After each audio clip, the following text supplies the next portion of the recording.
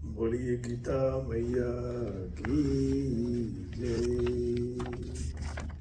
सर्ववेदमयी गीता, सर्वधर्ममयो मनु, सर्वतीर्थमयी गंगा, सर्वदेवमयो हरि।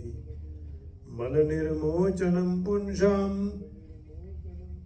गंगा स्नानं दिने दिने, सकृतगीताम्बसि स्नानं संसार मलनाशनम। पिछले श्लोकों में अर्जुन जी ने भगवान से पूछा कि स्थित प्रज्ञ के क्या लक्षण हैं। तब भगवान ने कहा कि दुखों की प्राप्ति होने पर जिसको उद्वेग नहीं है, सुखों की प्राप्ति में सर्वथा निस्पृह है, और राग भय क्रोध जिनके नष्ट हो गए हैं, वह मुनि स्थिर बुद्धि युक्त कहा गया है। अभी आगे कहते हैं कि यह सर्वत्र नभिस्नेहस्तत्तत्प्राप्य शुभः शुभम्, नाभिनन्दन्ति न द्वेष्टि तस्य प्रज्ञा प्रतिष्ठिता। जो पुरुष सर्वत्र स्नेह रहित हुआ, उस शुभ या अशुभ वस्तु को प्राप्त होकर न प्रसन्न होता है और न द्वेष करता है, उसकी बुद्धि स्थिर है। सर्वत्र अनभिस्नेह, उसका क्या भाव है? इससे स्थिर बुद्धि योगी में अभिस्नेह का अर्थात ममता पूर्वक होने वाली सांसारिक आसक्ति का सर्वथा अभाव दिखलाया गया है। तो अभिप्राय यही है कि जिस प्रकार सांसारिक मनुष्य अपने स्त्री, पुत्र, भाई, मित्र और कुटुंब वालों में ममता और आसक्ति रखते हैं, दिन रात उनमें मोहित रहते हैं तथा उनके हरेक वचन में उसको मोहयुक्त स्नेह के भाव टपकते रहते हैं। ये बात सही है, सारा दिन उसी में ही आदमी लगा रहता है।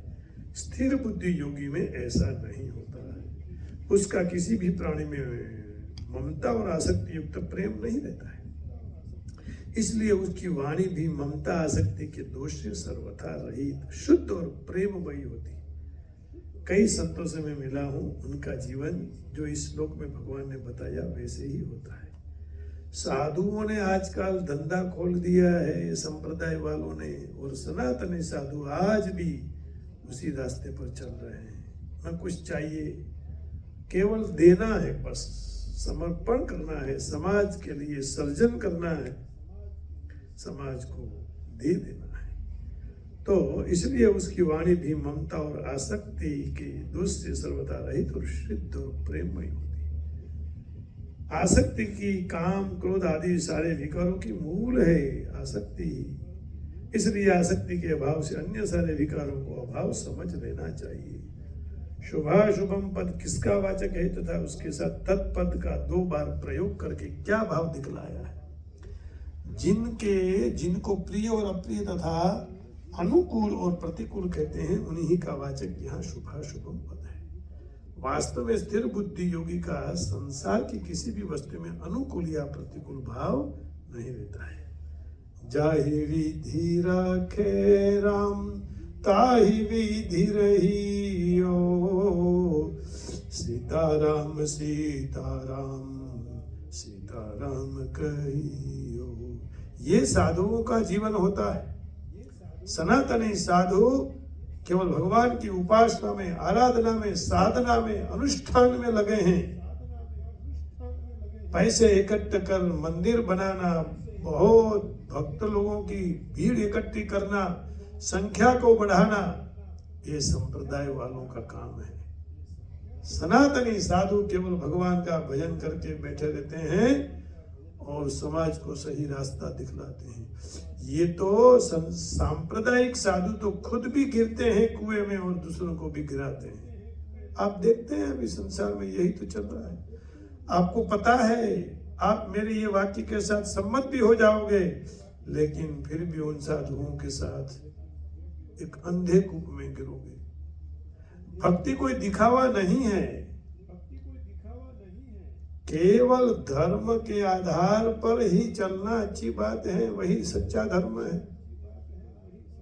ये कोई व्यापार थोड़ी है, आज एक दुकान यहाँ खोली और एक दूसरी दुकान दूसरी जगह खोल दी। ये काम नहीं। बैठ के माला लेके भगवान को पुकारो और सारे समाज का मंगल हो, ये भाव जब साधु में आता है तो वह साधु कहे गए हैं। साधनोति पर कार्याणि इति साधु, व्यापार नहीं। इस गांव में मैकडोनल्ड है, टाको बेल है, तो हमारा भी यहाँ होना चाहिए। ये फ्रेंचाइज का भाव कहां से आ गया? कहां से धर्म टिकेगा? और बड़े लिखे हुए लोग इसमें फंस जाते हैं, क्योंकि सबको, सबके अहंकार को वहां पोषण मिलता है। वाह वाह किसको नहीं चाहिए भाई? छोड़ दो ये सब, इसमें से बाहर आ जाओ, केवल भक्ति में लग जाओ। तो केवल व्यावहारिक दृष्टि से जो उसके मन, इंद्रिय और शरीर के अनुकूल दिखलाई देती हो उसे शुभ, और जो प्रतिकूल दिखलाई देती हो उसे अशुभ बतलाने के लिए यहाँ शुभाशुभ पद कहा गया है। इसके साथ तत्पद का 2 बार प्रयोग करके भाव दिखलाया है कि ऐसी अनुकूल और प्रतिकूल वस्तुएं अनंत है। उनमें से जिस जिस वस्तु के साथ उस योगी का संयोग होता है, उसके संयोग में उसका कैसा भाव रहता है, यही भाव बतला है। न अभिनंदती, इसका भाव क्या है? तो इससे यह भाव दिखलाया गया है कि उपर्युक्त शुभाशुभ वस्तुओं में से किसी भी शुभ अर्थात अनुकूल वस्तु का संयोग होने पर साधारण मनुष्य के अंतःकरण में बड़ा हर्ष होता है। अतएव हर्ष में मग्न होकर वाणी द्वारा बड़ी प्रसन्नता प्रकट करते हैं, उस वस्तु की स्तुति किया करते हैं। किंतु स्थिर बुद्धि योगी का अत्यंत अनुकूल वस्तु के साथ संयोग होने पर भी उसके अंतःकरण में किंचित मात्र भी हर्ष का विकार नहीं होता है। इसलिए सनातन साधु ज्यादा प्रवचन में नहीं रहते हैं, है क्योंकि धर्म के प्रचार के लिए भी होना चाहिए। और अन्य संप्रदायों में केवल वक्ता है, साधक नहीं है। अब देखिए, जरा सोचिए, उपासना नहीं, अनुष्ठान नहीं, केवल मूर्ति पूजा करके लोगों को बहलाना, लोगों को भटकाना। और मुझे बहुत कहने से में दुख होता है कि आज सनातन हिंदू धर्म को नुकसान हो रहा है। तो इसी कारण उसकी वाणी भी हर्ष के विकार से सर्वथा शून्य होती है। 5वें अध्याय के 20वें श्लोक में भगवान इसकी पुष्टि करते हैं। आइए 20वां श्लोक। न प्ररुष्येत् प्रियं प्राप्य नो द्विजेत् प्राप्य च प्रियं स्थिर बुद्धिरसम्मूढ़ो ब्रह्मविद् ब्रह्मणि स्थितः। जो पुरुष प्रिय को प्राप्त होकर हर्षित नहीं हो, अप्रिय को प्राप्त होकर उद्विग्न न हो, वह स्थिर बुद्धि संशय रहित ब्रह्मवेता पुरुष सच्चिदानंद घन पर ब्रह्म परमात्मा में एक ही भाव से नित्य स्थित है। तो इस कारण उसकी वाणी भी हर्ष के विकार से सर्वथा शून्य होती है। वह किसी भी अनुकूल वस्तु या प्राणी की हर्ष गर्भित स्तुति नहीं करता। आज सब संप्रदाय वाले धनवानों की प्रशंसा में लगे हैं। यदि उसके शरीर या वाणी द्वारा लोक संग्रह के लिए कोई हर्ष का भाव प्रकट किया जाता है या स्तुति की जाती है तो वह हर्ष का विकार नहीं है। न द्वेष्टि का क्या भाव है? इससे यह भाव दिखलाया कि जिस प्रकार अनुकूल वस्तु की प्राप्ति में साधारण मनुष्य को बड़ा भारी हर्ष होता है, उसी प्रकार प्रतिकूल वस्तु के प्राप्त होने पर उससे द्वेष करते हैं। उनके अंतःकरण में बड़ा क्षोभ होता है, वे उस वस्तु की द्वेष भरी निंदा किया करते हैं। पर स्थिर बुद्धि योगी का अत्यंत प्रतिकूल वस्तु के साथ संयोग होने पर भी उसके अंतःकरण में किंचित मात्र भी द्वेष भाव नहीं होता है। उस वस्तु के संयोग से किसी प्रकार का जरा सा भी उद्वेग या विकार नहीं होता। उसका अंतःकरण हरेक वस्तु की प्राप्ति में सब शांत और निर्विकार रहता है। तो इस कारण वह किसी भी प्रतिकूल वस्तु या प्राणी की द्वेषपूर्ण निंदा नहीं करता। ऐसे महापुरुष की वाणी द्वारा यदि लोक संग्रह के लिए किसी प्राणी या वस्तु को कहीं बुरा बतलाया जाता है या उसकी निंदा की जाती है तो वह वास्तव में निंदा नहीं है, क्योंकि उसका किसी में भी द्वेष भाव नहीं है। उनके दुर्गुण निकालने के लिए कहते हैं। उसकी बुद्धि स्थिर है, इस कथन का क्या भाव है? इससे यह भाव दिखलाया गया कि जो महापुरुष उपरयुक्त लक्षणों से संपन्न हो, जिनके अंतःकरण और इंद्रियों में किसी भी वस्तु या प्राणी के संयोग वियोग में किसी भी घटना से किसी प्रकार का तनिक भी विकार कभी नहीं हो, उनको स्थिर बुद्धि योगी समझना चाहिए। इन 2 श्लोकों में बोलने की बात तो स्पष्ट रूप से कही नहीं आई, फिर यह कैसे समझा सकता है कि इनमें वह कैसे बोलता है, कैसे चलता है? हाँ? इस प्रकार प्रश्न का उत्तर दिया गया है। प्रश्न है, यह तो पहले ही कहा चुका है कि यह साधारण बोलने की बात नहीं है, वो विशिष्ट विलक्षणता बताइए। केवल वाणी की बात तो तब हो, कोई भी दंभी या पाखंडी मनुष्य रटकर अच्छी से अच्छी वाणी बोल सकता है। यहाँ तो यथार्थ में मन के प्रधानों की प्रधानता है।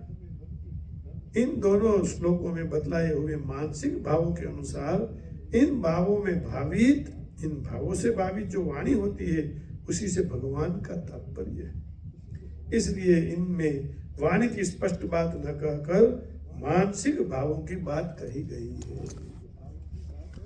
तो संप्रदाय वाले हैं, वो केवल लोगों को मुग्ध करने के लिए रटा रटाया हुआ तैयार करके वाणी से लोगों को मुग्ध कर पैसा बटोर कर ले जाते हैं। लाखों रुपयों की संपत्ति संस्थाएं खड़ी कर देते हैं। तो वो धर्म का रास्ता नहीं है। साधुओं का तो कर्म एक ही है, भजन करना। आइए भगवान राम का भजन करें, भगवान कृष्ण को बुलाए, हे राम हमारा मंगल हो और संसारियों का भी मंगल हो। उसके लिए शब्द यह लिए हुए हैं, रघुपति राघव राजा राम, पति तपावन सीता। जो रघुकुल के पति हैं, राघव हैं, ऐसे राम को भजो।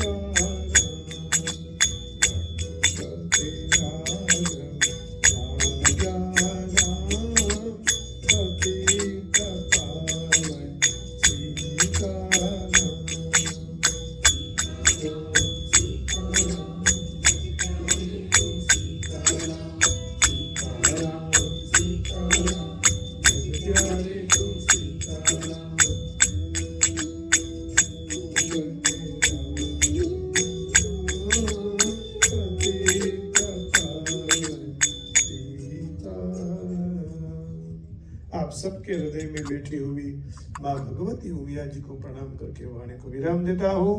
हरि ओम, जय श्री कृष्ण, राधे राधे।